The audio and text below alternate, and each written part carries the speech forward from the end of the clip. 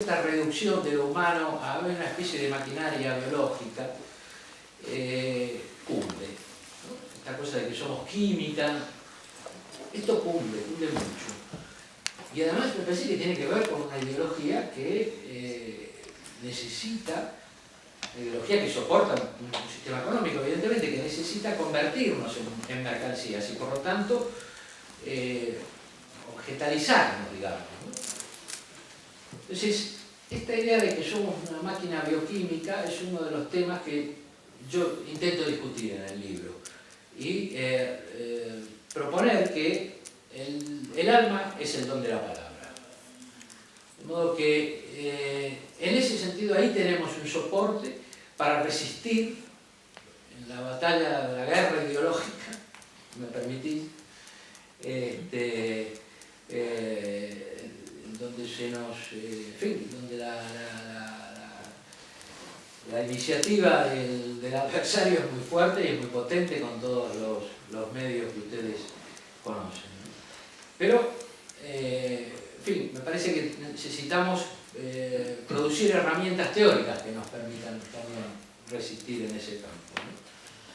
Y bueno, me parece que el psicoanálisis nos da esa posibilidad. Y el libro apunta también a ello, ¿no? Bueno, interrumpirme, por favor. Yo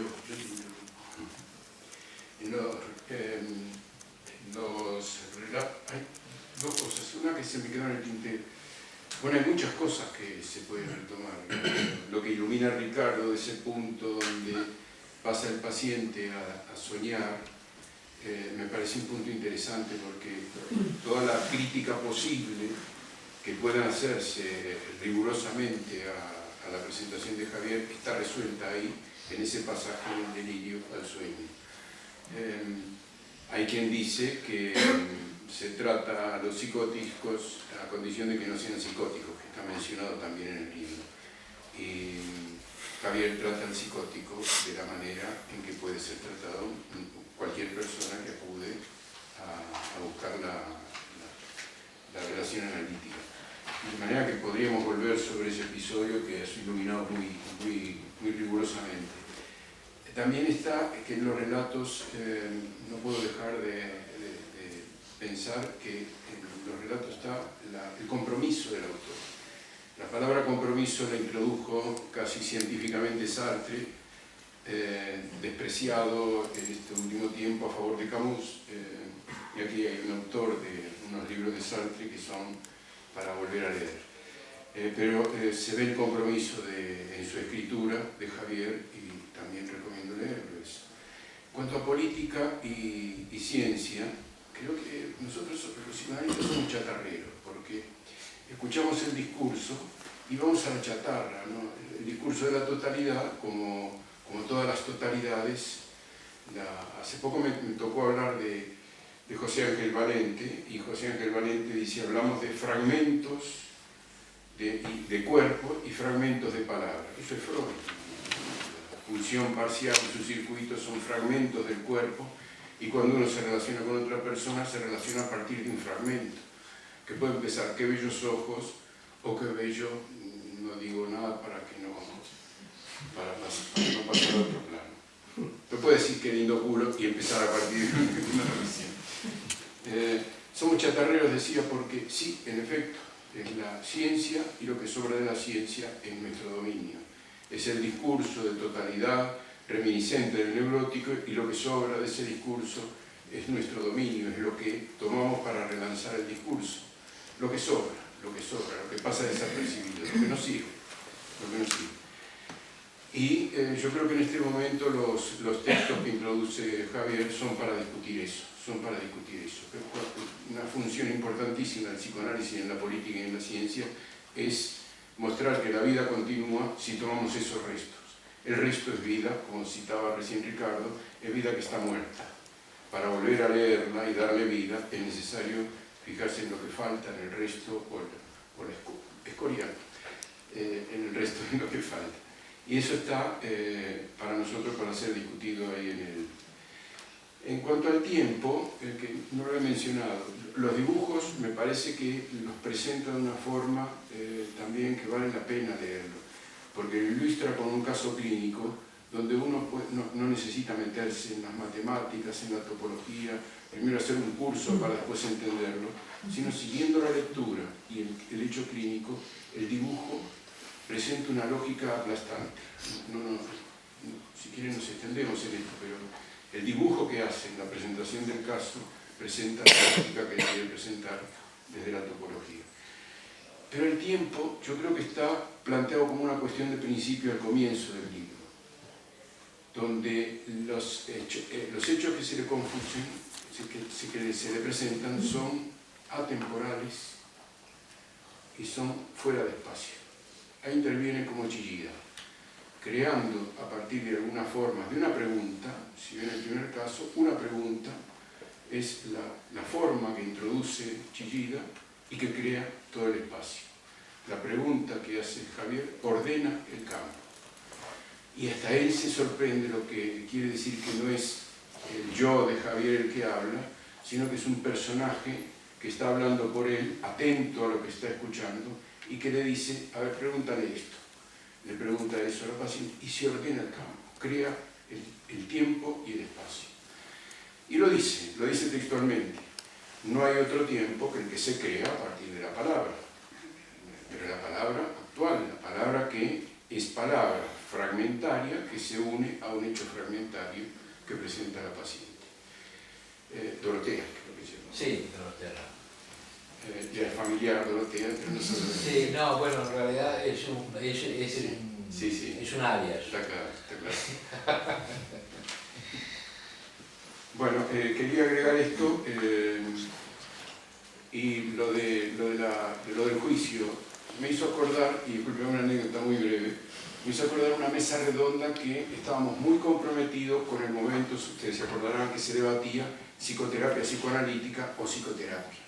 Era un momento importantísimo, así que los tres que estábamos en la mesa redonda estuvimos estudiándonos cómo presentarlo a un público en general, porque era un debate fuerte ese, ¿no? Introducir la psicoterapia, que según Lacan conduce a lo peor, y conduce a lo peor, y presentarlo. Y entonces hicimos la mesa redonda con mucho cuidado, algo nacía ahí. Y una persona del público hizo un exabrupto, casi un insulto, que no se podía seguir, no se podía dialectizar. Y entonces termina la mesa redonda y vamos a tomar un café y a charlar, y todo el tiempo hablando de esa intervención que no decía nada y nosotros que estuvimos estudiando, preparando la mesa redonda, se habla del tonto que dijo la tontería. Bueno, eso es parte del análisis también, hablar de la tontería, ¿no?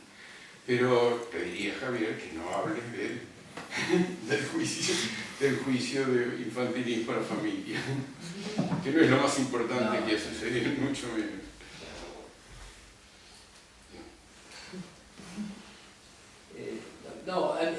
Por tomar un poquito este tema del delirio, del delirio del sueño, digamos,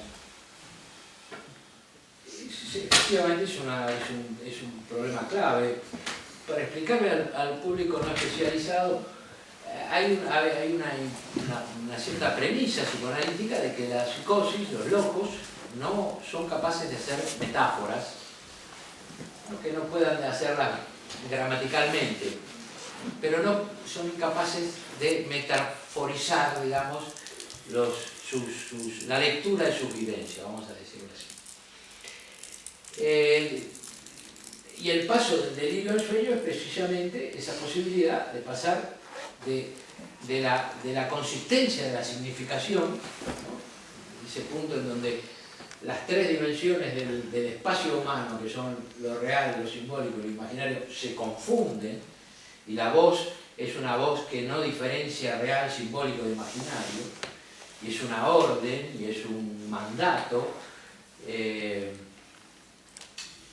La diferencia a que la voz que se oye pueda ser metaforizada, ¿no? El estás acabado, que no si se aparece en el libro, pero bueno, en algún momento las voces le dicen a este muchacho, la posibilidad, y eso tiene un efecto totalmente de acabamiento, de una mortificación absoluta, la posibilidad de que ese estás acabado está, tome la metáfora de, bueno, está acabado un tiempo en donde todavía eras niño y empieza otro, bueno.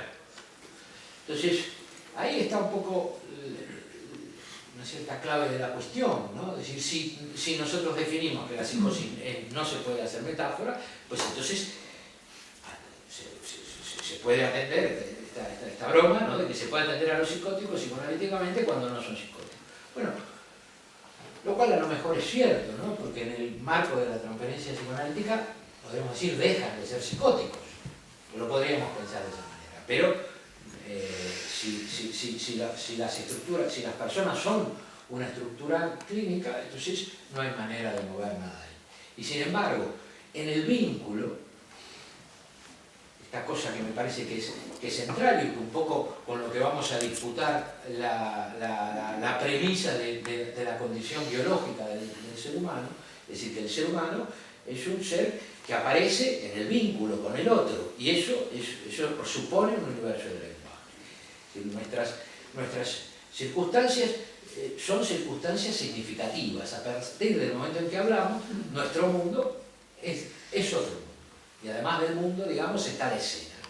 Entonces, pues si no entramos un poco en esta modernidad que tiene una lógica yonki, en el sentido de si somos química, señores, la píldora de la felicidad ya está inventada. Ya está inventada. Se llama morfina o heroína. Conduce a lo que conduce, por supuesto, pero